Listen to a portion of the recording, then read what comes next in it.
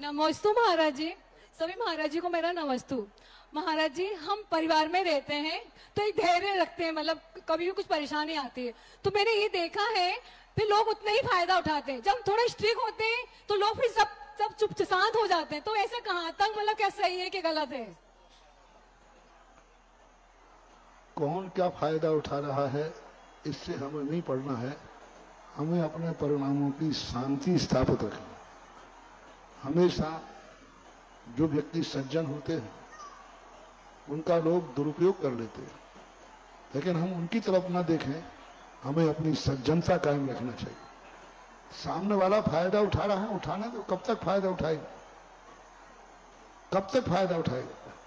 वो एक दिन फायदा उठाते उठाते इतनी हानि उठा लेगा, उसने जिंदगी में जितने फायदा उठाए हैं सब उसमें समाहित हो जाएंगे। धर्मात्मा व्यक्ति को मैंने पहले ही कहा कि जो दुर्जन लोग होते हैं, दुष्ट लोग होते हैं, वे सज्जनों से इसलिए टकराते हैं क्योंकि सज्जनों से टकराने से उनको इज्जत बनती है। आतंकवादी कमजोर व्यक्ति से टकराता है कि बलवान से? क्यों? सोचिए। इसलिए अच्छे लोगों के ऊपर लोग ज्यादा फाइटिंग करते हैं, ज्यादा भिड़ने का प्रयास करते हैं। यदि वो उसका जवाब देगा तो उनकी इज्जत बढ़ेगी। इसलिए जो नीचता पर उतर जाते हैं, जो तुच्छता पर उतर जाते हैं, इनका कभी जवाब नहीं देना ही लाजवाब है। और उनकी बातों को अपन को सुनना ही नहीं चाहिए। मैं तो सदा कहता हूं, आलोचकों की बातों को सुनना सबसे बड़ी मूर्खता है। आलोचक की बात कभी नहीं सुनना चाहिए, क्योंकि वो तो मूर्ख है। वो तो आलोचना कर ही इसलिए रहा है, स्वयं भी अशांत है और तुम्हें भी अशांत करना चाहता है। इन आलोचकों के कारण से अपनी शांति भंग नहीं करना चाहिए, क्योंकि शांति अनमोल है, सज्जनता अनमोल है, जो अपने अंदर क्षमता भाव है ये अनमोल है। कोई एक गाली दे दे तो हमारी शांति टूट जाए, इतनी शांति सस्ती नहीं है। शांति अनमोल है, कितना भी लोग कर लें। देखो पूज्य अपने जो वारसनाथ भगवान हुए ना, उनके जीवन में शांति इतनी अनमोल थी, इतनी अनमोल थी, 10 भाव तक कमठ पीछे पड़ता रहा। 10 भाव तक कमठ फायदा उठाता रहा पारसनाथ की सज्जनता का। आप कभी पारसनाथ चरित्र पढ़ना। 10 भाव पहले पारसनाथ उस समय भी सज्जन थे, दोनों भाई थे। उनकी सज्जनता का इतना फायदा उठाया कि उसको बर्बाद कर दिया। उसकी सज्जनता का इतना फायदा उठाता 12 मन की शिला पटक दी। और 10 भाव तक उनकी सज्जनता का फायदा उठाता रहा। लेकिन पारसनाथ के जीव ने कहा, मेरी सज्जनता इतनी सस्ती नहीं है कि एक दुर्जन व्यक्ति हमारी सज्जनता को खत्म कर दे। और वो सज्जन ही बने रहे। 10 भाव तक कब तक सहन करें? आप लोग प्रश्न करते हो, और आज दुष्टों की दुष्टता कब तक सहन करें? दुष्ट बिल्कुल सिर पे ही बैठता जा रहा है। तो अधिकतम सीमा अभी तक शास्त्रों में 10 भाव की मिली है। 10 भाव तक दुष्ट दुष्टता करे तो भी हमें अपनी सज्जनता नहीं छोड़ना चाहिए। यही पारसनाथ का संदेश है। और अपन पारसनाथ के भक्त हैं, कुछ तो असर आना ही चाहिए।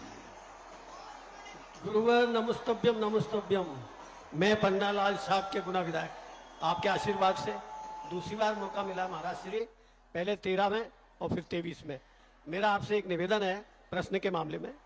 लोग संत हैं, कथावाचक हैं, अखंड भारत की चर्चा करते हैं। कृपया आप अपनी बात स्पष्ट करने की कृपा करें। हमारा भारत तो अखंड है ही, कहां खंडित हुआ है? जो खंडित कर रहे हैं, खंडित होने का प्रयास कर रहे हैं, और कुछ हद तक खंडित हुए हैं। लेकिन जो भी हमारा भारत बचा है वह अखंड ही है। क्योंकि आज हमारा एक राष्ट्रपति है, एक प्रधानमंत्री है, एक सांसद है, एक विधानसभा है, एक नगरपालिका है, एक पंचायत है। यही तो अखंडता का संदेश है। जय हो, जय हो। हमारा एक एरिया, छोटा एरिया है, तो वहां एक पंचायत होती है कि 2? एक पंचायत होती है। नगरपालिका है तो नगरपालिका एक होती है कि 2? एक। प्रांत है तो विधानसभा एक होती है कि दो, लोकसभा एक होती है कि दो, राष्ट्रपति, प्रधानमंत्री, यही हमारे भारत की अखंडता का संदेश है। रही बात हमारे विचारों का, तो हमारे विचार, जैसे हमने एक दिन कहा था, व्यक्ति जैसे जैसे अपने घर में आता है अकेला होता जाता है, और जैसे ही जैसे घर में आता है तो हर व्यक्ति अपने अपने कमरे में चला जाता है, अकेला हो गया। दो भाई हैं अपने अपने कमरे में, पिताजी अपने कमरे में, सबके कमरे अलग अलग हैं, लेकिन जैसे ही कमरे से बाहर निकलते हैं हमारा घर एक है, और जैसे ही घर से बाहर निकलते हैं हमारा नगर एक है, जैसे ही नगर के बाहर निकलते हैं हमारा प्रांत एक है, और जैसे ही प्रांत के बाहर निकलते हैं हमारा भारत एक है, और जैसे ही भारत के बाहर निकलते हैं हमारा अखंड भारत एक है। तो आज जो आजादी है, आजादी का जो कानून है वास्तविकता अखंडता का ही कानून। और मैं तो सबसे कहता हूं, चुनाव के समय पर भली राग द्वेष हो जाए तो हो जाए थोड़े बहुत, लेकिन चुनाव के बाद जो भी जीत के आएगा, जो भी आता है, और देखो सबसे बड़ी अखंडता की बात विधायक जी अभी बहुत अच्छा लगा मुझे, दो पार्टियां थी, लेकिन जब अभी देश पर एक किसी आतंकवादी ने बहुत सारे लोगों की हत्या कर दी, तब सरकार ने मीटिंग की पक्ष और विपक्ष में बैठ करके, तो पक्ष और विपक्ष ने एक मत होकर के सिंदूर नाम का जो कार्य किया, वो सबने, कोई पार्टी नहीं थी, पक्ष विपक्ष ने एक ध्वनि से कहा नहीं, इसका प्रतिकार होना चाहिए। हमारे अंदर की बातें आती तो कहते एक पार्टी ने जो पक्ष सत्ता में है दूसरा उसका विरोध करेगा, ये घर की बात है, लेकिन जहां विदेश की बात आई तो हमारे पक्ष और विपक्ष ने सबने एक साथ होकर, एक मत होकर के, और अखंड विदेशी को संदेशा दिखा दिया, हम कमरे में भली अलग अलग हैं, लेकिन किसी विदेशी ने आंख उठाई तो हमारा पूरा भारत एक है, ये होना चाहिए। अब मैं निवेदन करूंगा, आदरणीय विधायक महोदय गुरुदेव के चरणों में श्रीफल अर्पित करेंगे, और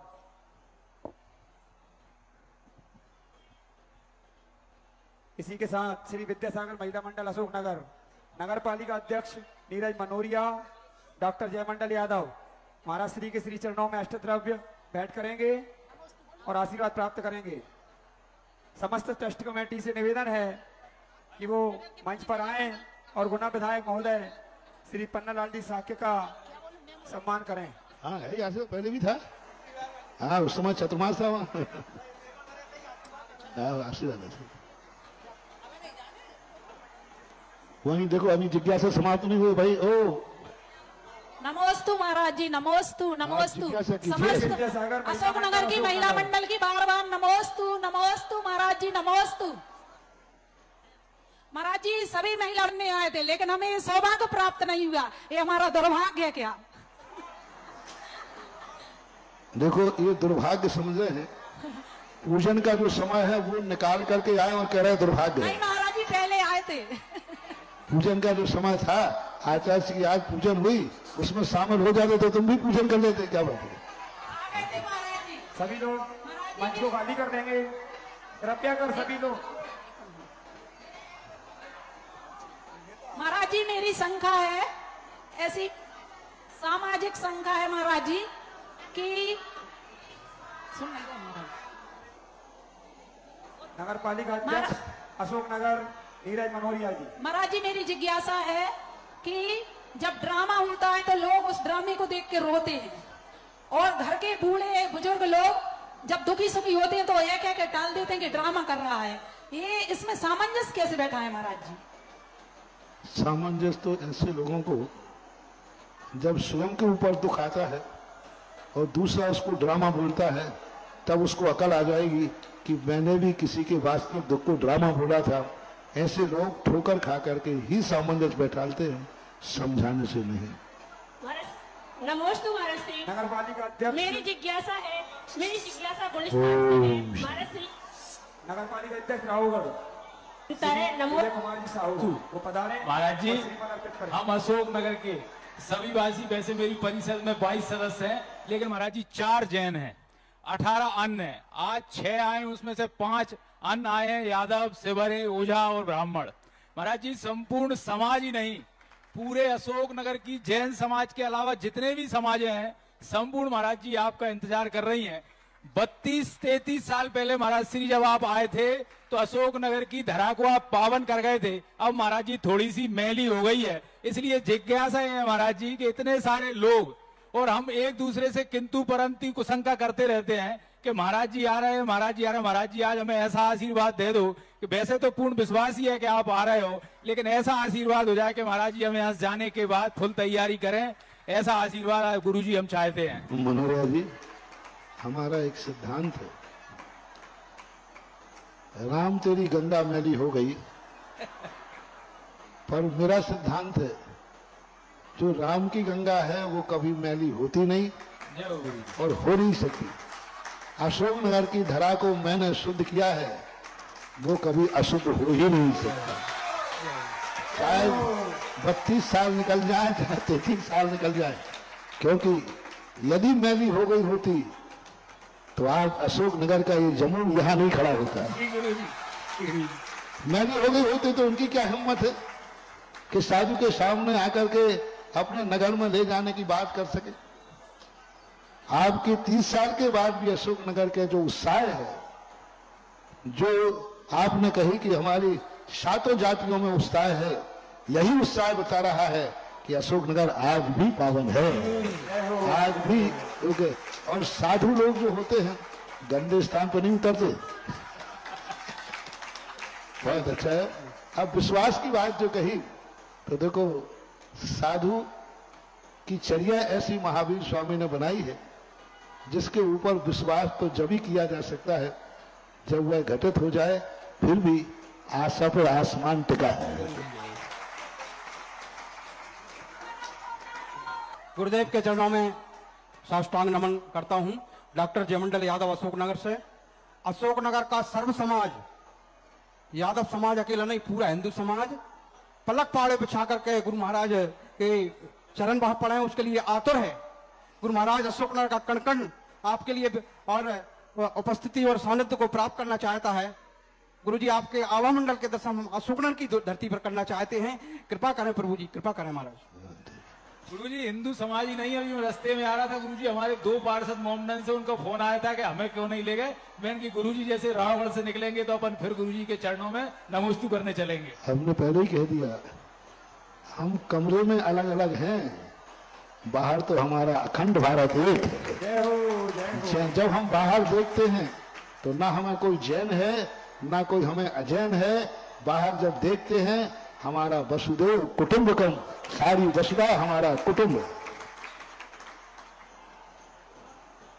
श्रीमान विजय कुमार जी साहू, नगर पालिका अध्यक्ष राघोगढ़, और सीएमओ साहब, उपाध्यक्ष महोदय, समस्त पार्षदगण,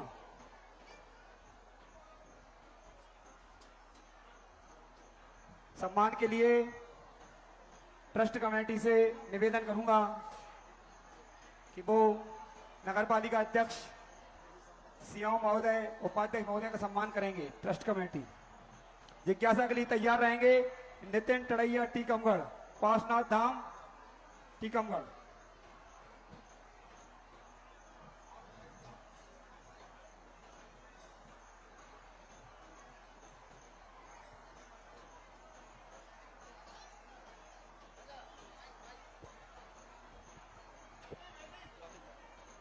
हेलो।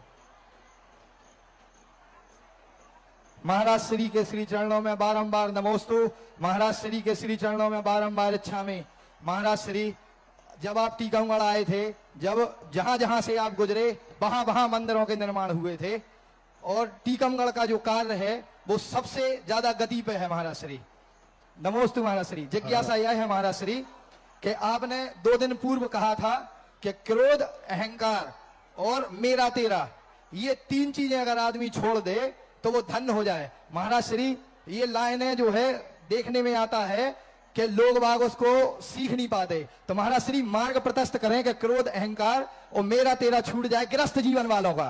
इतनी जल्दी यदि तुम्हारा छूट जाता तो हम बाबा जी नहीं बनते। हाँ, महाराज श्री सीढ़ी एक एक जिस सीढ़ी दशा में तुम हो, उस दशा में यदि सारी चीजें आ जाएं तो मोक्ष मार्ग में फिर साधना करने का महत्व क्या है? जब तक हम उन निमित्तों से दूर नहीं हटेंगे तब तक हम उस तद्रूप परिणति से बचना मुश्किल है। नमोस्तु महाराज। देखो, एक पर्ची आई, कल भी आई थी और आज भी। देखो, कोई भी कार्य होता है, ओम शांति, लोग दान बोल देते हैं, लेकिन कार्य करने के लिए क्यों नहीं फलता दान? आपने मंदिर का दान बोल दिया, एक कमरे बनाने का दान बोल दिया, कमरा बन गया और आपका पैसा अभी दिया ही नहीं, वो दान आपको फलेगा नहीं, क्योंकि उसमें निर्माण लग चुका है। इसी प्रकार पंच कल्याणक प्रतिष्ठाएं आदि आप करते हो, चतुर्मास आदि में कलश बैठालते हो, सब कर लेते हो, लेकिन ऐसे लोग होते हैं पूरा पंच कल्याणक कर लिया, 1 रुपया भी दान नहीं दिया, मंदिर का निर्माण चढ़ा दिया, मंदार का धोती सब हो लिया, मजा भी ले लिया। महानुभाव, फिर आप लोग कहते हो हमें इसका लाभ नहीं हुआ। खेत के अंदर यदि कोई व्यक्ति घोषणा कर दे कि इस खेत में मैं 10 क्विंटल गेहूं बोऊंगा, और ये खेत से घोषणा करके आ गया और 6 महीने बाद पहुंचा फसल काटने के लिए, तो उस खेत में फसल मिलेगी क्या? क्यों? उसने घोषणा तो की थी, उसने घोषणा की थी कि मैं 10 क्विंटल गेहूं बोऊंगा, लेकिन फसल आई नहीं। इसी प्रकार से आप लोग दान की घोषणाएं कर देते हो और फिर पंच कल्याणक हो गया, अभी तक तुम्हारी एक किस्त भी जमा नहीं हुई। और जबकि बोलियों के साथ नियम हुआ था कि हर पात्र को 50% जमा कराना है गर्भ कल्याणक ध्वजारोहण के पहले, क्यों नहीं मिल रहे हैं? आज इतना दान तुम लोग घोषित करते हो, देते हो, एक बात नहीं है, लेकिन जैसे किसान बीज बोएगा, लेकिन यदि समय से नहीं बोया तो, बीज तो बोया है लेकिन समय से नहीं बोया तो बीज भी जाएगा और फसल भी आने वाली। इसी प्रकार दान जब महानुभाव आप लोग करो, कम से कम ये तो सोचो कि हमने इतना बड़ा लाभ ले लिया है, बिना दिए बिना हर व्यक्ति को अपनी राशि का, जैसे पूरे कमेटी ने जब पुण्यार्जक को कहा 50% जमा कराना चाहिए। सवाल पैसे का नहीं है, सवाल आपके पुण्य का है। आपको जब पुण्य नहीं लगेगा तो आप फिर धर्म को बदनाम करते हैं। इसलिए दान बोलने के पहले सबसे अच्छा दान वो है जो बोलने के पहले जेब में रख के लाता है, पहले देता है, इधर बोलता है और इधर मान लो नहीं लाता है तो दानी वो है जो बोलने के बाद भोजन बाद में करेगा, पहले दान की राशि चुकाए। तीसरा दान वो है कि किसी कारण से पहले दान चुकाए। फिर यदि चौथा व्यक्ति वो है जो पहले ही बोलने के पहले संकल्प करता है मैं यह राशि इतने वर्षों में दूंगा, लेकिन पहली जब किस्त आए तो जरूर पहली राशि कुछ तो देना ही चाहिए, बिना दिए कम से कम, जैसे इनका 50% था 25% ये देना चाहिए। महानुभाव, मैं तो शास्त्र की बात कहूंगा कि आपको दान का पुण्य लगना है, ध्वजारोहण के दिन होना चाहिए, बिना इसके सकलीकरण नहीं होना चाहिए। प्रदीप भैया ने इस प्रकार का, जिसे आप लोग आपकी भाषा में क्या बोलते हैं, एनओसी, कोई बोलते हैं ऐसा शब्द आता है कोई, एनओसी, एनओसी के बिना सकलीकरण होना ही नहीं चाहिए, क्योंकि उससे अपनी प्रतिष्ठा का अतिशय खत्म हो जाता है, प्रतिष्ठा का प्रभाव खत्म हो जाता है, मूर्ति के अंदर जो प्रतिष्ठा का अतिशय आना चाहिए वो खत्म हो जाता है। इसलिए सकलीकरण होने के पहले होना चाहिए। फिर भी कोई बात नहीं, आपका सकलीकरण में ब्रह्मचारी चूक गए, लेकिन अब परसों सूर्य मंत्र है, मैं तो सदो सूर्य मंत्र नहीं दूंगा मूर्तियों में। अब कल का दिन आपके पास है, आपको अपनी बोली हुई राशि की कम से कम एक किस्त जमा करा दो, जिससे कि मूर्ति में अतिशय आ जाए, क्योंकि दान पूर्वक दिया हुआ तो परसों सूर्य मंत्र के समय हम सूर्य मंत्र फिर नहीं दे पाएंगे। सबसे पहले मैं कमेटी से खड़ा होकर पूछूंगा, कमेटी से पूछूंगा क्या पात्रों की दान राशि किस्त में सही जमा हुई है? क्या जमा हुई है तो फिर सूर्य मंत्र दिलवाओ मेरे से, अन्यथा तुम्हारी मूर्ति तुम्हारे घर में रखो, क्योंकि मैं सदोष मूर्ति नहीं हूं। क्योंकि मेरा नियम है, मेरे द्वारा दी हुई मूर्ति से इतना अतिशय होना चाहिए कि उस समाज का दिन दूनी रात चौगुना विकास होना चाहिए। मेरा सिद्धांत है, जो व्यक्ति ने मंदिर बनाया, जो व्यक्ति इंद्र बना, यह राशि दान की पूरी न कर पाए और वो दूसरे मंदिर बनाने के लिए हौसला बुलंद हो जाए, इतनी ताकत आ जाए उसमें कि यह मान लीजिए मंदिर बनाया उसने और ये पूरा नहीं हो पाए और उसकी इतनी समर्थ हो जाए कि वो दूसरा बनाने की भी हिम्मत कर सके। और वो जब ही होगा जब आप लोग इस प्रकार का संकल्प करेंगे कि नहीं, हमारे लिए दान राशि हमने भूली है। पंचकल्याणा का आपने कर लिया, भगवान का जन्म हो गया, अर्घ ले लिया, किसी के खाते में कोई पुण्यबंध नहीं है। जैसे वो खेत पे घोषणा करके आया है, अहंकार कर रहा है कि मैं 10 क्विंटल गेहूं बोऊंगा, 6 महीने बाद जाएगा, खेत ज्यों का त्यों सूखा का सूखा मिलेगा। ऐसे ही आप पंचकल्याणा के भी कर लोगे, लेकिन आपके खाते में कोई पुण्य आने वाला नहीं है। दूसरा प्रश्न आया कि 24 का आशीर्वाद हुआ था, हम लोगों के 24 के लिए शिलान्यास कब होना। हमने कल 7 लोगों को सौंपा था, 24 घंटे में उन्होंने कोई निर्णय ही नहीं दिया और वो आए भी नहीं। अब इसके लिए आप लोग, अभी सवेरे अशोक जी भी चर्चा कर रहे थे, तो मैं अशोक, कोई अशोक है क्या? माता पिता नाभिराय कहाँ है? नाभिराय अभी नाभिराय का राज्य चल रहा है यहाँ अयोध्या में, भगवान के माता पिता के। तो उन्होंने चर्चा की, तो वो करके और आज सुबह तक उसका जो भी है, तो 24 ही तो होना ही है शिलान्यास का, आज कल में निकलता है। अभी कितने नाम आ गए? 2-4 नाम बाकी रहे होंगे। जितने आ गए हो नाम बोल दो भाई, कितने हैं? गुरुवर, आपके मुखारबिंद से विगत दिन राघवगढ़ में संभवनाथ जिनाले पर, सुधा सागर धाम पर एक 24 बनाने के लिए आदेश हुआ, आशीर्वाद हुआ। तो एक तरफ से हाथ उठा के लोगों ने 21 लाख रुपए की राशि ऐसे बोल दी जैसे ही कुछ है ही नहीं है। महाराज जी, हम पूरे नाम 16 नामों की लिस्ट है और मैं उनको बता रहा हूं श्री रजत कुमार जी, शैलेन परिवार आमला वाले, श्री रजत कुमार जी, शैलेन कुमार जी, बरसूला परिवार राघवगढ़, श्री रायन कुमार जी, सिद्धार्थ कुमार जी, जैन मेडिकल वाले राघवगढ़, विनय कुमार जी, आकाश कुमार जी, पूरा परिवार राघवगढ़, संतोष कुमार जी, अनिल कुमार जी राघवगढ़, संतोष कुमार जी आमला परिवार राघवगढ़, श्री राजीव जी, संजीव जी राघवगढ़ अशोकनगर वाले, डॉक्टर अजीत कुमार जी, अनिल कुमार जी राघवगढ़, श्री प्रदीप कुमार जी बटवार राघवगढ़, वीरेंद्र कुमार जी संतोष राघवगढ़, अशोक कुमार जी, रायन कुमार जी जैन परिवार राघवगढ़, पवन कुमार जी, सुनील कुमार जी जैन परिवार राघवगढ़, आनंद कुमार जी बारिल परिवार राघवगढ़, सुभाष चंद्र जी, रूपेश कुमार जी जैन परिवार राघवगढ़, श्री पुनीत कुमार जी, रिंकी जैन फरीदाबाद, श्री रायन कुमार जी, विपुल कुमार जी जैन सांडा कॉलोनी राघवगढ़। और एक महाराज जी अभी मेरे पास नाम आया ऑनलाइन, विदिशा से श्रीमती सुधा राकेश, श्रीमती सीलू सलिल जैन, श्री रोविन जैन, बब्या जैन, पयूसी जैन, बड़ा घर परिवार विदिशा मध्य प्रदेश। इन सभी परिवार वालों ने 21 हजार रुपए की राशि की घोषणा की है। 21 लाख रुपए की, हजार तो यहाँ बात ही नहीं होती। 21 लाख रुपए की इन्होंने राशि की घोषणा की है। इन्होंने 21 कलश की घोषणा की है। जो सभी लोग इनकी पुण्य की अनुमोदना राघवगढ़ जैन समाज करती है। और जो भी व्यक्ति अपना नाम देना चाहता है वो कृपया नाम। कितने नाम? 17 हो गए? 17 नाम हो गए। हाँ, तो कितने बचे? 7 नाम बचे। 16 नाम बचे। 8 नाम कर लो पूरे, फिर शिलान्यास। 8 नाम भी हमारे पास लगभग उस दिन आए थे, लेकिन हम नहीं, वो तो राजेश बाबू ने तो वैसे ही कह दिया था, जितने बचे सब उनके हैं। लेकिन उनको तो मात्र 1 मिलना चाहिए, बाकी 8 नहीं मिलना चाहिए। सबके लिए होना चाहिए भाव ऐसा।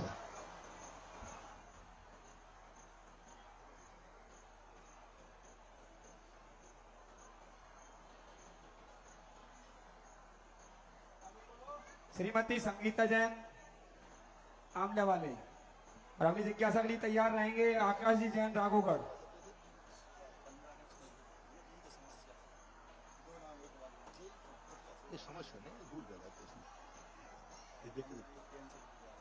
अगली जिज्ञासा श्री शोभा जी जैन जामनेर, और तैयार रहेंगी श्रीमती इंदिरा जैन आरोन।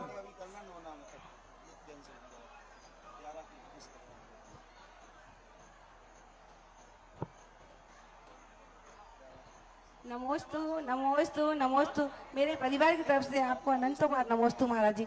महाराज जी, मेरी जिज्ञासा यह है कि पहले माता पिता 5, 7, 9 इतने बच्चे पैदा करते थे, आजकल के अपने ही बच्चों से बोलो हम 2 हमारा 1, आगे कुछ करते हैं। ऐसे जैन समाज कैसे आगे बढ़ेगी महाराज जी? नमोस्तु नमोस्तु। अब ये बातों पे आप ग्रस्त हो, आप लोग ही विचार करो। कुछ प्रश्न हैं जिनके समाधान मैं अपनी मर्यादा के अनुसार नहीं दे सकता। नहीं महाराज जी, फिर बच्चे मेरा जैन समाज का कैसे? नमोस्तु महाराज। श्रीमती इंदिरा जैन आरोन अगली जिज्ञासा के लिए। नमोस्तु महाराज श्री, नमोस्तु नमोस्तु। मेरा प्रश्न गोमटसार जीव कांट से है। प्रथमोपसव सम्यक्त और द्वितीयोपसव सम्यक्त को समझाइए महाराज श्री। नमोस्तु। जो 7 प्रकृतियों का उपशम किया जाता है उसे प्रथमोपशम सम्यक दर्शन कहते हैं। द्वितीयोपशम सम्यक दर्शन में समूचे मोहिनी को 28 प्रकृतियों को उपशमित किया जाता है, उसे द्वितीयोपशम सम्यक दर्शन कहते हैं। द्वितीयोपशम सम्यक दर्शन मुनि महाराजों को ही होता है जब वो श्रेणी मारते हैं। पंचम काल में द्वितीयोपशम सम्यक दर्शन नहीं होता। प्रथमोपशम सम्यक दर्शन चारों गति के जीव संगी पंचेंद्रीय जीवों को होता है। जो अनादि मिथ्या दृष्टि करता है वो भी करता है। और प्रथमोपशम सम्यक दर्शन के 2 रूप हैं, एक अनादि के लिए होता है और एक सादी शांत के लिए होता है। तो ऐसा एक अंतर मुहूर्त के लिए दोनों होते हैं। प्रथमोपशम सम्यक दर्शन का काल और द्वितीयोपशम सम्यक दर्शन का काल। को नमोस्तु करते हुए महाराज श्री, मेरा क्वेश्चन है कि 16वें स्वर्ग मिथ्या दृष्टि जीव 16वें स्वर्ग तक जाता है, लेकिन सम्यक दृष्टि क्यों नहीं हो पाता? अब नहीं हो पाता उसकी परिणामों के, क्योंकि गत्यागति से सम्यक दर्शन का संबंध कम रहता है। 9वें ग्रह व्यक्ति तक परिणामों पे आश्रित रहता है। वो अपनी कसाई को मंद कर लेता है, इसलिए वह चला जाता है। ऐसी बात है। नमोस्तु महाराज जी, नमोस्तु। अंतिम दो जिज्ञासाएं। श्रीमती ममता अशोक सेठी, बाहुबली चैरिटेबल ट्रस्ट कलकत्ता। जल्दी से माइक लाके मंच पे देंगे।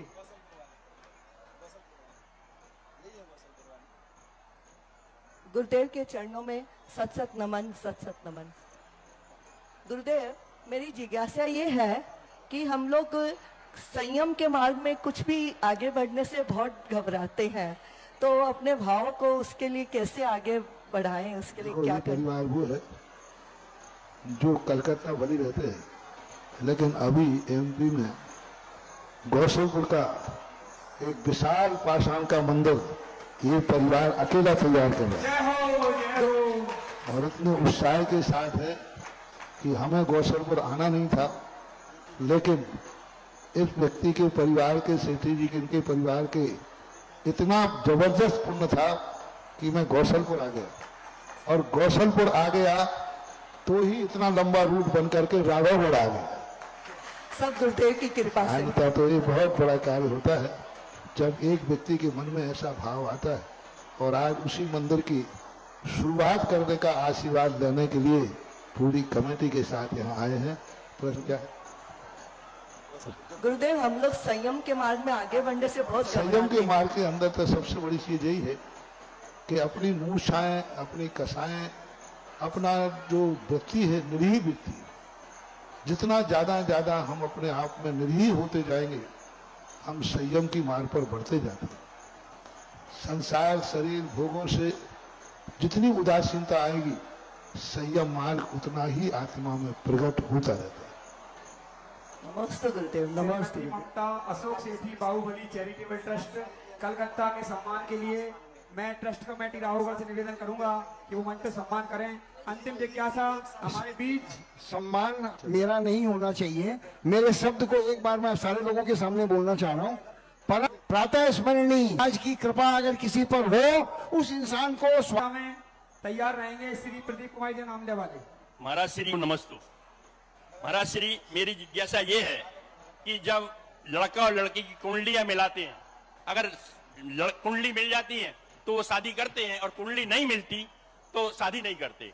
भगवान राम की और सीता जी की कुंडली में 36 गुण मिले थे, इसके बाद भी माता सीता 36 गुण इसलिए नहीं मिले थे कि विपत्ति नहीं आएगी, 36 गुण इसलिए मिले थे कि इतनी विपदा आने के बाद भी, 2 बार वनवास होने के बाद भी सीता यह शब्द बोलती है कि दोबारा यदि हमें कोई पति मिले तो श्री राम जैसा पति मिले। यह है 36 मूल गुणों का लक्षण। जिंदगी भर संकट भोगने के बाद, और एक बार तो अयोध्या से भी जब वनवास जाने के बाद भी उसके लिए ससुराल से या श्री राम के प्रति घृणा भाव नहीं आया। देखो 36 गुणों के मिलने का परिणाम देखो, 36 गुण सबसे हाईएस्ट गुण माने जाते हैं।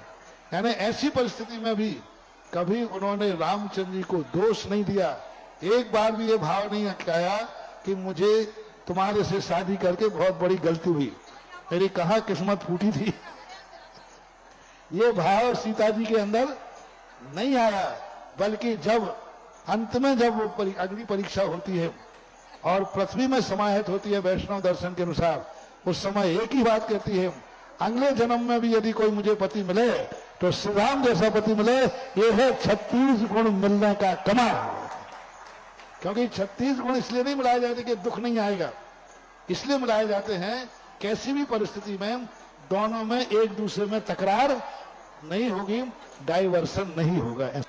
नमोस्तु महाराज जी, नमोस्तु महाराज जी, आमला परिवार की ओर से नमोस्तु महाराज जी। महाराज जी मेरी शंका ये है, यज्ञ नायक बनने का क्या महत्व है पंचकल्याणक में? मूर्ति के पुण्यार्जक का आशीर्वाद मिला महाराज जी हम लोगों को, और आज हमारे परिवार को प्रतिमा जी विराजमान करने का भी आशीर्वाद मिला आपका। ऐसा कौन सा पुण्य महाराज जी हमारा जो आपके द्वारा ही? यज्ञ नायक के जो भूमिका होती है, शास्त्रों के अनुसार यज्ञ नायक घर का घरती कहलाता है। ये सारा पंचकल्याणक उसी के नाम का होता है। स्वधर्म मंदिर तो मेहमान है, कुबेर तो मेहमान है, ये जितने इंद्र हैं सब मेहमान हैं। यज्ञ नायक पंचकल्याणक का मुखिया होता है, वही यह संकल्प करता है कि मुझे पंचकल्याणक करना है, मुझे यज्ञ करना है। अब यज्ञ में किन किन को बुलाया जाता है, ये सब पात्र है। इसलिए सारे पंचकल्याणक में जितने भी लोग लाभ ले रहे हैं, उस सब का अंश भाग यज्ञ नायक को ही जाता है। नमोस्तु महाराज जी, नमोस्तु। यह पहले एक व्यक्ति ही पंचकल्याणक करता था, पूरा पंचकल्याण एक ही व्यक्ति करके बोली लगा करके यज्ञ नायक बना लेते हैं, लेकिन पुण्य उसका वो ही लगता है। और आज तो भगवान को खुद जाके देख लो कि तुमने मूर्ति बोली तुम्हारे परिवार ने, और आज विराजमान किया है।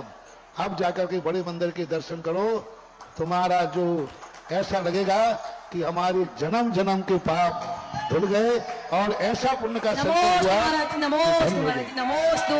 आज मूल नायक पारसनाथ भगवान जब उच्चासन पर बैठे और मूर्ति को देखते ही बन रहा है, मैं भी देख के आया हूँ। बहुत